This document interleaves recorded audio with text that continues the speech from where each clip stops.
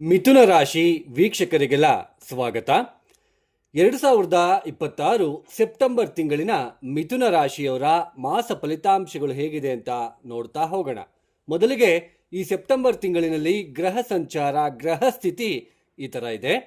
ರಾಹು ಕುಂಭ ರಾಶಿಯಲ್ಲಿ ಸಂಚಾರ, ಶನಿ ವಕ್ರಿಯಾಗಿ ಮೀನ ರಾಶಿಯಲ್ಲಿ ಸಂಚಾರವನ್ನು ಮಾಡ್ತಾ ಇದ್ದಾರೆ, ಕೇತು ಸಿಂಹ ರಾಶಿಯಲ್ಲಿ ಸಂಚಾರ, ಗುರು ಕರ್ಕಾಟಕ ರಾಶಿಯಲ್ಲಿ ಸಂಚಾರವನ್ನ ಮಾಡ್ತಾ ಇದ್ದಾರೆ.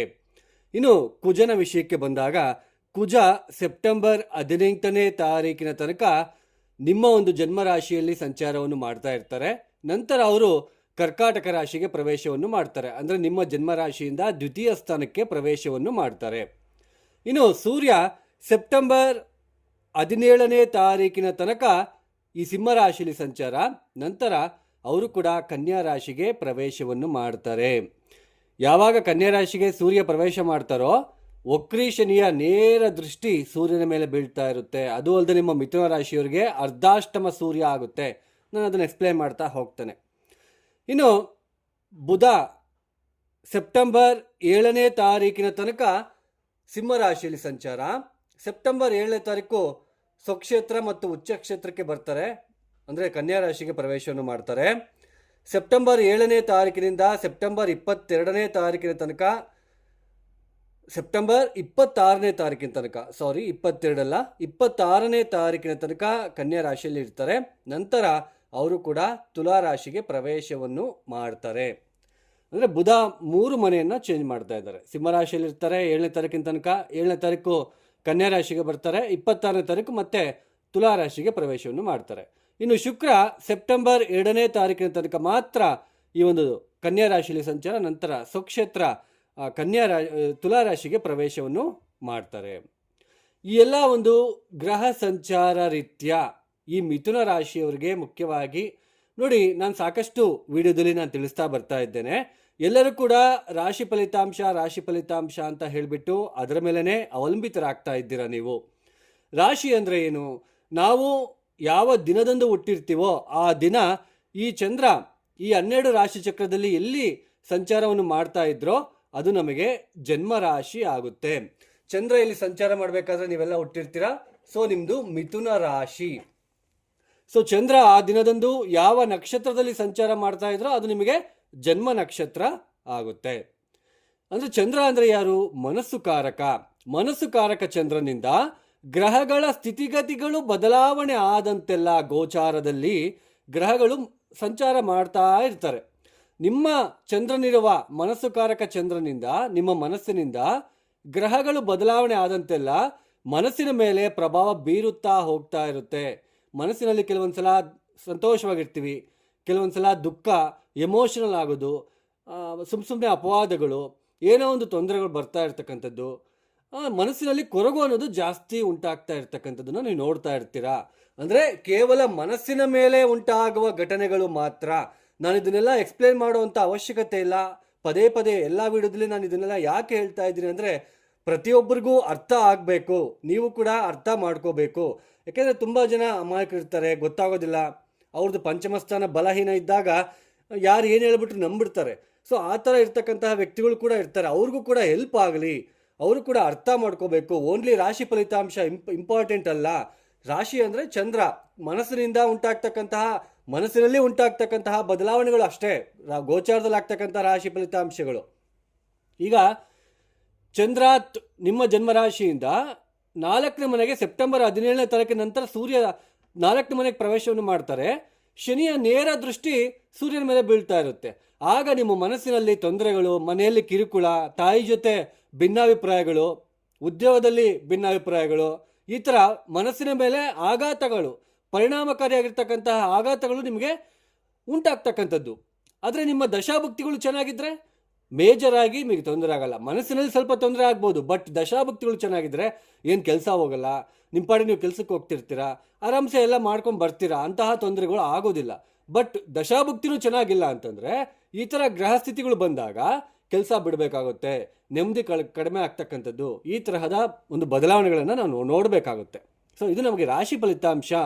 ಸೊ ನಿಮಗೆ ಅರ್ಥ ಆಗಿರುತ್ತೆ ಅಂತ ಭಾವಿಸುತ್ತಾ ಬನ್ನಿ, ಈ ಮಿಥುನ ರಾಶಿಯವರಿಗೆ ಸೆಪ್ಟೆಂಬರ್ ತಿಂಗಳಿನಲ್ಲಿ ಯಾವ ಗ್ರಹಗಳ ಅನುಕೂಲತೆ ಇದೆ ಅಂತ ನೋಡೋದೇ ಆದರೆ ಗುರು, ಶುಕ್ರ, ಬುಧ ಈ 3 ಗ್ರಹಗಳ ಅನುಕೂಲತೆ ಕಂಡು ಬರ್ತಾ ಇದೆ. ಸೂರ್ಯನು ಕೂಡ ತೃತೀಯ ಸ್ಥಾನದಲ್ಲಿ ಇದ್ರೂ ಕೂಡ ರಾಹು ದೃಷ್ಟಿಗೆ ಒಳಗಾಗಿರ್ತಕ್ಕಂಥದ್ದು ಅಂತಹ ಉನ್ನತವಾಗಿರ್ತಕ್ಕಂತಹ ಅನುಕೂಲತೆ ಅಂತೂ ಇರೋದಿಲ್ಲ. ಒಟ್ಟು ನಿಮಗೆ ಗುರು, ಶುಕ್ರ, ಬುಧ ಪೂರ್ತಿಯಾಗಿ ಈ ತಿಂಗಳು ಪೂರ್ತಿ ಕೂಡ ನಿಮಗೆ ಶುಭ ಫಲಿತಾಂಶಗಳನ್ನು ಕೊಡ್ತಾ ಇರ್ತಕ್ಕಂತಹ ಗ್ರಹಗಳು. ಬನ್ನಿ, ಈ ಜನ್ಮರಾಶಿಯಲ್ಲಿ ಚಂದ್ರನಿರುವ ಅಂದರೆ ನಿಮ್ಮ ಮನಸ್ಸಿನಲ್ಲಿ ಉಂಟಾಗ್ತಕ್ಕಂತಹ ಬದಲಾವಣೆಗಳು ಏನು? ಜನ್ಮರಾಶಿಯಲ್ಲಿ ಕುಜ ಅಂತ ಗ್ರಹ ಬಂದಾಗ ಇರಿಟೇಷನ್ನು, ತಾಳ್ಮೆ ಕಡಿಮೆ ಆಗ್ತಕ್ಕಂಥದ್ದು, ತಾಳ್ಮೆ ಕಳ್ಕೊಳ್ತೀರಾ. ಮನಸ್ಸಿನಲ್ಲಿ ಬೇಗ ಬೇಗ ಕೆಲಸಗಳಾಗಬೇಕು, ಹಂಗೆ ಹಿಂಗೆ ಸುಮ್ಮನೆ ಗಾಬರಿ ಮಾಡ್ಕೊಂಡ್ಬಿಡ್ತೀರಾ. ಆಮೇಲೆ ಕೋಪ ತಾಪಕ್ಕೆ ಒಳಗಾಗ್ತಕ್ಕಂಥದ್ದು. ಆಮೇಲೆ ಮುಖ್ಯವಾಗಿ ನಿಮ್ಮ ಒಂದು ಸಂತೋಷ ಸುಖವನ್ನು ನೀವೇ ಹಾಳು ಮಾಡ್ಕೊಳ್ತೀರಾ. ಈ ಸಮಯದಲ್ಲಿ ಏನೋ ಒಂದು ತಲೆನೋವು ತಂದ್ಕೊಳ್ತಾ ಇರ್ತೀರ ಜನ್ಮರಾಶಿಯಲ್ಲಿ ಕುಜನಿದ್ದಾಗ. ಯಾಕೆಂದರೆ ಚಂದ್ರನಿರುವ ಮನೆಯಿಂದ ಯಾವ ಮನೆಯ ಅಧಿಪತಿ ಕುಜ? 6ನೇ ಮನೆಯ ಅಧಿಪತಿ. ಸೊ 6ನೇ ಮನೆ ಅಧಿಪತಿ ಜನ್ಮರಾಶಿಗೆ ಬಂದಾಗ ಇರಿಟೇಷನ್ನು, ತಾಳ್ಮೆ ಕಳ್ಕೊಳ್ತೀರಾ. ಈಗ ಎಲ್ಲೋ ಬ್ಯಾಂಕಲ್ಲಿ ಹೋಗ್ತೀರಾ, ತುಂಬ ಜನ ಇರ್ತಾರೆ, ಒಂದು ಅರ್ಧ ಗಂಟೆ ವೆಯ್ಟ್ ಮಾಡ್ತೀರಾ, ಬಂದ್ಬಿಡ್ತೀರಾ ಹೊರಗಡೆ, ಯಾರು ಕಾಯ್ತಾ ಕೂತ್ಕೊತಾರೆ ಅಂತ ಹೇಳ್ಬಿಟ್ಟು. ಅಂದರೆ ಕುಜ ಅಂದರೆ 6ನೇ ಮನೆ ಅಧಿಪತಿ ಆಗಿರೋದ್ರಿಂದ ಆ ಸವಾಲುಗಳನ್ನು ನೀವು ಅಕ್ಸೆಪ್ಟ್ ಮಾಡಲ್ಲ. ನಿಮಗೆ ಬೇಗ ಆಗ್ಬಿಡ್ಬೇಕು ಕೆಲಸ ಕಾರ್ಯಗಳು. ಸೊ ಈ ತರಹದ ಮನಸ್ಥಿತಿಗಳು ನಿಮಗೆ ಬರ್ತಕ್ಕಂಥದ್ದು. ಆಮೇಲೆ ಕುಜ ಇಲ್ಲಿಗೆ ದ್ವಿತೀಯ ಸ್ಥಾನಕ್ಕೆ ಬರ್ತಾರೆ. ಸೆಪ್ಟೆಂಬರ್ 17ನೇ ತಾರೀಕಿನ ನಂತರ ಕುಜ ನೀಚನಾಗಿ 2ನೇ ಮನೆಗೆ ಬಂದಾಗ ನೋಡಿ, ಹಣಕಾಸಿನ ವಿಚಾರದಲ್ಲಿ, ಕುಟುಂಬದ ವಿಚಾರದಲ್ಲಿ ತೊಂದರೆಗಳು, ರ್ಯಾಶ್ ಆಗಿ ಮಾತನಾಡ್ತಕ್ಕಂಥದ್ದು, ಆಮೇಲೆ ಖರ್ಚುಗಳು ವಿಪರೀತ ಆಗ್ತಕ್ಕಂಥದ್ದು, ಹಣದ ನಷ್ಟಗಳು ಕಂಡು ಬರ್ತಾ ಇರುತ್ತೆ. ಜಾಗ್ರತೆ ಆಗಿರಬೇಕು. ಏನ್ರಿ ಗುರುಬಲ ಇದೆಯಲ್ಲ, ಮತ್ತೆ ಗುರು ಇಲ್ಲೇ ಇದ್ದಾರಲ್ಲ?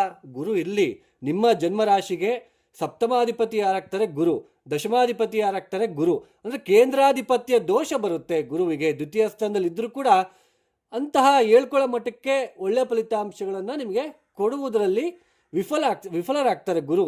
ಯಾಕೆಂದರೆ ನಿಮ್ಮ ಮಿಥುನ ರಾಶಿಗೆ ಅಧಿಪತಿ ಬುಧ ಬೇರೆ, ಗುರು ಬೇರೆ ಆಗ್ತಾರೆ. ಸೊ ಬುಧನ ಇಂಟೆನ್ಷನ್ ಬೇರೆ, ಗುರುವಿನ ಇಂಟೆನ್ಷನ್ ಬೇರೆ.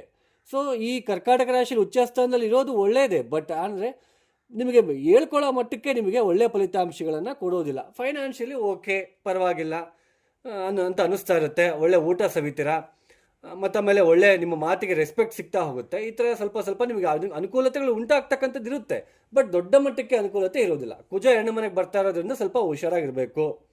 ಆಮೇಲೆ ತೃತೀಯ ಸ್ಥಾನದಲ್ಲಿ ಕೇತು ಮತ್ತು ಸೂರ್ಯ, ಗ್ರಹಣ ದೋಷ ಅಂತ ನಾವು ಕರಿತೀವಿ, ಪಿತೃದೋಷ. ನವಮ ಸ್ಥಾನದ ಮೇಲೆ ಈ ಸೂರ್ಯನ ದೃಷ್ಟಿ ಮತ್ತು ಆಮೇಲೆ ರಾಹು ಇರೋದ್ರಿಂದ ಸ್ವಲ್ಪ ಪಿತೃದೋಷ ಅಂತ ನಾವು ಕರಿತೀವಿ.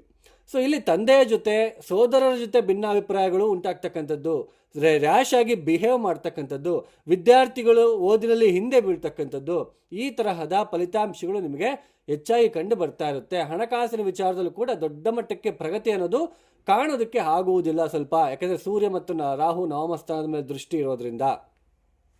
ಆಮೇಲೆ ಸೆಪ್ಟೆಂಬರ್ 17ನೇ ತಾರೀಕು ಅರ್ಧಾಷ್ಟಮ ಅಂದರೆ 4ನೇ ಮನೆಗೆ ಪ್ರವೇಶವನ್ನು ಮಾಡ್ತಾರೆ. ಅಂದರೆ ಸೂರ್ಯ 4ನೇ ಮನೆಯಲ್ಲಿ ಅಷ್ಟೊಂದು ಒಳ್ಳೆಯ ಫಲಿತಾಂಶ ಕೊಡಲ್ಲ. ಅದು ಬೇರೆ, ವಕ್ರೀ ಶನಿಯ ದೃಷ್ಟಿ ಬೀಳ್ತಾ ಇದೆ.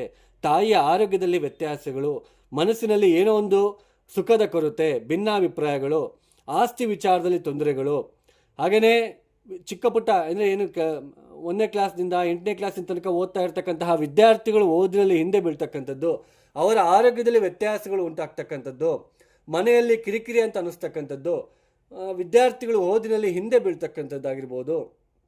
ಈ ತರಹದ ಮತ್ತೊಮ್ಮೆ ಸ್ವಲ್ಪ ಕಾರು, ನಿಮ್ಮ ವೆಹಿಕಲ್ ಆಗಿರ್ಬೋದು, ವೆಹಿಕಲ್ಗೆ ಏನಾದರೂ ತೊಂದರೆಗಳು ಆಗ್ತಕ್ಕಂಥದ್ದು ಇರುತ್ತೆ. ಸ್ವಲ್ಪ ಹುಷಾರಾಗಿ ಡ್ರೈವ್ ಮಾಡಬೇಕಾಗುತ್ತೆ, ಇಲ್ಲಾಂದರೆ ಅಪಘಾತಗಳು ಆಗುವ ಸಾಧ್ಯತೆಗಳು ಹೆಚ್ಚಾಗಿ ಕಂಡು ಬರ್ತಾ ಇರುತ್ತೆ.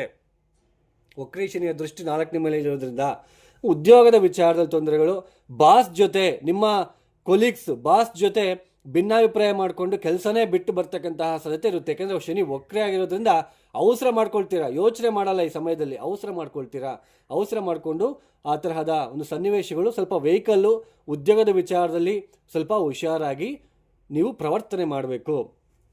ಆಮೇಲೆ ಇಲ್ಲಿ ನೋಡಿ, ಶುಕ್ರನ ಬಲ ಚೆನ್ನಾಗಿದೆ, ಶುಕ್ರ ನಿಮಗೆ ಹೆಲ್ಪ್ಫುಲ್ ಆಗ್ತಾ ಇದ್ದಾರೆ. ಶುಕ್ರ ನೀವು ಅಂದ್ಕೊಂಡಿದ್ದಂಗೆ ಕೆಲಸ ಕಾರ್ಯಗಳಾಗ್ತಕ್ಕಂಥದ್ದು, ಇಷ್ಟಪಟ್ಟು ಮದುವೆ ಆಗೋರಿಗೆ ಸ್ವಲ್ಪ ಅನುಕೂಲ ಉಂಟಾಗ್ತಕ್ಕಂಥದ್ದು. ಆದರೆ ಕುಟುಂಬ 2ನೇ ಮನೆಯಲ್ಲಿ ಕುಜ ಬರ್ತಾ ಇದ್ದಾರಲ್ವಾ, ಕುಟುಂಬದಲ್ಲಿ ವಿರೋಧಗಳನ್ನು ಎದುರಿಸಬೇಕಾಗುತ್ತೆ.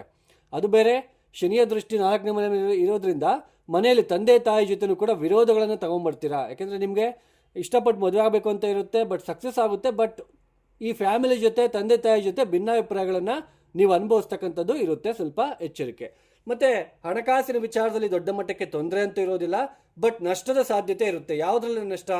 ವೆಹಿಕಲ್ಲು, ಅಥವಾ ಯಾವುದೋ ಒಂದು ಆಸ್ತಿ ತಗೋಬೇಕು, ಅಥವಾ ಯಾವುದೊಂದು ಸೋದರರ ಜೊತೆ ಭಿನ್ನಾಭಿಪ್ರಾಯಗಳು, ಈ ತರಹದ ಒಂದು ಸ್ವಲ್ಪ ಮಾನಸಿಕವಾಗಿ ತೊಂದರೆಗಳು ಅಥವಾ ನಷ್ಟಗಳು ನಿಮಗೆ ಉಂಟಾಗ್ತಕ್ಕಂಥದ್ದು ಇರುತ್ತೆ. ಸ್ವಲ್ಪ ಯೋಚನೆ ಮಾಡಿ ಮುಂದುವರಿತಕ್ಕಂಥದ್ದು ಉತ್ತಮ. ಈ ಸಮಯದಲ್ಲಿ ಕಂಕಣ ಭಾಗ್ಯ ಬರ್ತಕ್ಕಂಥದ್ದು, ಕೆಲವರಿಗೆ ಮದುವೆ ಆಗದೇ ಇರ್ತಕ್ಕಂಥವ್ರಿಗೆ ಕಂಕಣ ಭಾಗ್ಯ ಬರ್ತಕ್ಕಂಥದ್ದು, ಅಥವಾ ಎರಡನೇ ವಿವಾಹಕ್ಕೆ ಪ್ರಯತ್ನ ಪಡ್ತಾ ಇರ್ತಕ್ಕಂಥವ್ರಿಗೂ ಕೂಡ ಎರಡನೇ ವಿವಾಹ ಆಗ್ತಕ್ಕಂತಹ ಸಾಧ್ಯತೆಗಳು ಹೆಚ್ಚಾಗಿ ಕಂಡು ಬರ್ತಾ ಇರುತ್ತೆ. ಒಟ್ಟಾರೆಯಾಗಿ ಸ್ವಲ್ಪ ಮಿಥುನ ರಾಶಿಯವರಿಗೆ ಶುಕ್ರನ ಅನುಕೂಲ ಇದೆ.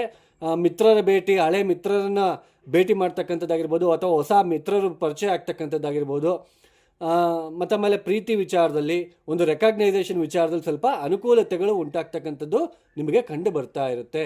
ಹಣಕಾಸಿನ ವಿಚಾರದಲ್ಲೂ ಕೂಡ ದೊಡ್ಡ ಮಟ್ಟಕ್ಕೆ ಡಿಸ್ಟರ್ಬೆನ್ಸ್ ಇರೋದಿಲ್ಲ. ಬಟ್ ಈ ಜನ್ಮರಾಶಿಯಲ್ಲಿ ಕುಜ, ಚಂದ್ರಾತ್, ನಿಮ್ಮ ಮನಸ್ಸಿನಿಂದ ಅರ್ಧಾಷ್ಟಮ ಸೂರ್ಯ ಪ್ರಾರಂಭ ಆಗ್ತಾ ಇರೋದ್ರಿಂದ ನಿಮ್ಮ ಸುಖವನ್ನು ನೀವೇ ಹಾಳು ಮಾಡ್ಕೊಂಡ್ಬಿಡ್ತೀರ. ರ್ಯಾಶ್ ಆಗಿ ಮಾತನಾಡೋದು, ಹೇಳಿದ ಮಾತು ಕೇಳದೇ ಇರ್ತಕ್ಕಂಥದ್ದು, ಚಿಕ್ಕ ಮಕ್ಕಳು ನಿಮಗೆ ಈ ತರಹದ ಭಾವನೆಗಳು, ಈ ತರಹದ ಒಂದು ಸನ್ನಿವೇಶಗಳು ನಿಮಗೆ ಕ್ರಿಯೇಟ್ ಆಗ್ತಾ ಇರುತ್ತೆ.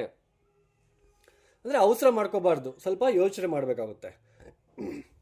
ಈ ಮಿಥುನ ರಾಶಿಯವರು ಈ ವಕ್ರೀ ಶನಿಯ ದೃಷ್ಟಿ ಸೂರ್ಯನ ಮೇಲೆ ಇರೋದ್ರಿಂದ ನೋಡಿ, ಪ್ರತಿನಿತ್ಯ ಕಾಗೆಗಳಿಗೆ ಸ್ವಲ್ಪ ಗೋಧಿ ಚಪಾತಿಯನ್ನು ಹಾಕೋದಕ್ಕೆ ಪ್ರಯತ್ನ ಮಾಡಿ, ಅಥವಾ ಯಾವುದಾದ್ರೂ ಬಿಸ್ಕೆಟ್ಸ್ ಕೂಡ ನೀವು ಕೊಡೋದಕ್ಕೆ ಪ್ರಯತ್ನ ಮಾಡಿ. ಹಾಗೆ ಒಂದು 8 ದಿನ ಕಂಟಿನ್ಯೂಸ್ ಆಗಿ ಕಾಲಭೈರವ ದೇವಸ್ಥಾನದಲ್ಲಿ ಬೂದುಗುಂಬಳಕಾಯಿ ದೀಪ ಅಥವಾ ಎಳ್ಳು ಬತ್ತಿಯನ್ನು ಹಚ್ಚತಕ್ಕಂಥದ್ದು, ಕಾಲಭೈರವ ಗಾಯತ್ರಿ ಮಂತ್ರ ಪಾರಾಯಣ ಮಾಡ್ಕೊಳ್ತಕ್ಕಂಥದ್ದು ಸ್ವಲ್ಪ ನಿಮಗೆ ಉತ್ತಮವಾಗಿರುತ್ತೆ. ಯಾರೆಲ್ಲ ಈ ವಿಡಿಯೋನ ನೋಡ್ತಾ ಇದ್ದೀರಾ, ನಿಮಗೆ ಇಷ್ಟ ಆಗಿದ್ರೆ ಮಾತ್ರ ಲೈಕ್ ಮಾಡಿ, ಶೇರ್ ಮಾಡಿ, ಸಬ್ಸ್ಕ್ರೈಬ್ ಮಾಡ್ಕೊಳ್ಳಿ. ಅದರ್ವೈಸ್ ಜಸ್ಟ್ ಇಗ್ನೋರ್ ಮಾಡಿಬಿಡಿ. ಯಾಕೆಂದರೆ ನಿಮಗೇನು ಬೇಕೋ ಅದು ನಿಮಗೆ ಹಿಂಗಾಗ್ಬಿಡುತ್ತೆ, ನಿಮ್ಮ ಕೋಟಿಗಟ್ಟಲೆ ಸಂಪಾದಿಸ್ಬಿಡ್ತೀರಾ, ನಿಮ್ಮ ಜೀವನ ಪಾವನ ಆಗಿಬಿಡುತ್ತೆ, ಆ ಥರ ಎಲ್ಲ ಹೇಳ್ತಕ್ಕಂಥದ್ದು ನಿಮಗೆ ಇಷ್ಟ ಆಗುತ್ತೆ. ಬಟ್ ಇಲ್ಲಿ ಗೋಚಾರದಲ್ಲಿ ಆ ಥರ ನಡೆಯೋದಿಲ್ಲ. ಇದು ರಾಶಿ ಫಲಿತಾಂಶ. ಒಂದೊಂದು ರಾಶಿಯಲ್ಲಿ ಲಕ್ಷಾನುಗಟ್ಟಲೆ ಇರ್ತಾರೆ, ಎಲ್ಲರಿಗೂ ಒಂದೇ ತರಹದ ಫಲಿತಾಂಶಗಳು ಇರೋದಿಲ್ಲ. ವಾಹನದ ಅಪಘಾತ ಅಂತ ಹೇಳಿದ್ದೀನಿ, ಕೆಲವರು ವಾಹನನೇ ಇರೋದಿಲ್ಲ, ಕಾರ್ ಇರೋದಿಲ್ಲ, ಬೈಕ್ ಕೂಡ ಇಲ್ಲದೆ ಇರೋರು ಇರ್ತಾರೆ. ಅವ್ರಿಗೇನಾಗುತ್ತೆ, ಮನೇಲಿ ಕಿರುಕುರ ಅಥವಾ ಉದ್ಯೋಗ ಬಿಟ್ಟು ಬರ್ತಕ್ಕಂಥದ್ದಾಗಿರ್ಬೋದು, ಈ ಥರ ಯಾವುದೋ ಏನೋ ಒಂದು ತೊಂದರೆಗಳು ಆಗ್ತಾ ಇರುತ್ತೆ. ವಾಹನ ಇರಬೇಕು ಅಂತಿಲ್ಲ, ವಾಹನ ಇಲ್ಲದೇ ಇರೋರಿಗೂ ತೊಂದರೆಗಳು. ಅಂದರೆ ಒಂದೊಂದು ರಾಶಿಯಲ್ಲಿ ಲಕ್ಷಾನುಗಟ್ಟಲೆ ಹುಟ್ಟಿರ್ತಾರೆ, ಎಲ್ಲರಿಗೂ ಒಂದೇ ಥರ ಅನ್ವಯಿಸುವುದಿಲ್ಲ. ನೀವು ಹಂಗಾಗ್ಬಿಡ್ತೀರಾ, ನಿಮಗೆ ಗಜಕೇಸರಿ ಯೋಗ ಐತೆ, ಆ ಯೋಗ ಐತೆ ಅಂತ ಹೇಳ್ತಕ್ಕಂಥದ್ದು ಇಲ್ಲಿ ರಾಶಿ ಫಲಿತಾಂಶದಲ್ಲಿ ಬರೋದಿಲ್ಲ. ಇದನ್ನು ನೀವು ಅರ್ಥ ಮಾಡ್ಕೊಳ್ರಿ, ಇಲ್ಲ ಅಂದರೆ ನಿಮ್ಮ ಒಂದು ಇಷ್ಟ ಅದು. ಇನ್ನು ಆಲ್ ದ ಬೆಸ್ಟ್. ಸರ್ವೇ ಜನ ಸುಖಿನೋ ಭವಂತು. ಧನ್ಯವಾದಗಳು. ಜೈ ಶ್ರೀರಾಮ್.